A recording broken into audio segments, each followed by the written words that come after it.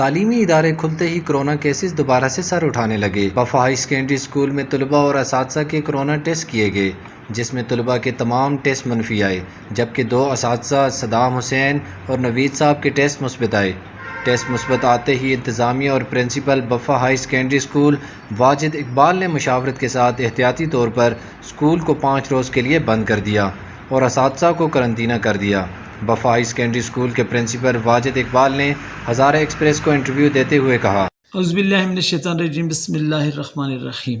Government higher secondary school وفا باقی تعلیمی اداروں کے ساتھ محکمہ تعلیم خیبر پختونخوا کی ہدایت پر 15 ستمبر سے کھول دیا گیا تھا۔ طلباء معمول کے مطابق اسکول کو آ رہے تھے، اساتذہ بھی آ رہے تھے، معمول کے مطابق SOP پہ عمل درآمد کروایا جا رہا تھا۔ طلباء میں اور اساتذہ میں کسی قسم کے کورونا سمٹمز نظر نہیں آ رہے تھے۔ محکمہ صحت پشاور کی ہدایت پر تحصیل ہیڈ کوارٹر ہاسپٹل وفا کی ٹیم آ کر وفا ہائر سیکنڈری اسکول میں ڈاکٹر امجد اقبال کی زیر نگرانی اساتذہ اور طلباء کے کرونا ٹیسٹ کروا رہے تھے۔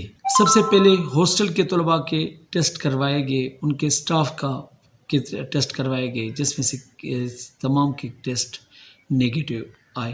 باقی اساتذہ میں سے نوید صاحب اور صدام صاحب کے ٹیسٹ پازیٹیو آئے۔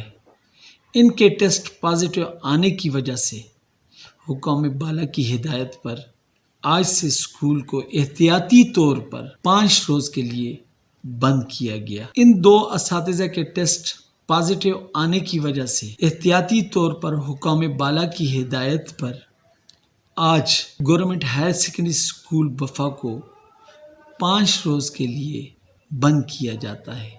اسکول انشاءاللہ دوبارہ 19 اکتوبر کو کھول دیا جائے گا اور تمام والدین، بچوں کے والدین اور اساتذہ کو مطلع کیا جاتا ہے کہ دوبارہ وہ اسی تاریخ کو اسکول میں معمول کے مطابق اپنی حاضری کو یقینی بنائیں۔ شکریہ۔ کیمرہ مین بلاول کے ساتھ عاقب امان، ہزارہ ایکسپریس نیوز، مانسیرا۔